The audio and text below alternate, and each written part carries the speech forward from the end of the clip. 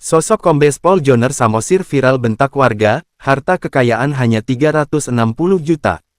Sosok Kombes Pol Joner Samosir mendadak viral di media sosial setelah video singkat dirinya membentak warga beredar. Dalam video yang berdurasi 41 detik tersebut awalnya diunggah oleh akun X @bukan_bento pada tanggal 16 Desember tahun 2024.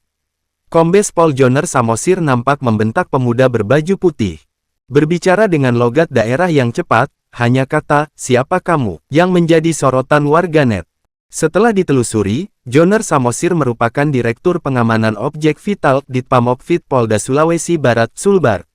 Sosok Kombes Pol Joner Samosir sempat muncul di YouTube Info Tapanuli Raya. Kala itu ia menjabat sebagai Kepala Kepolisian Resor Kapolres Tapanuli Utara pada tahun 2020.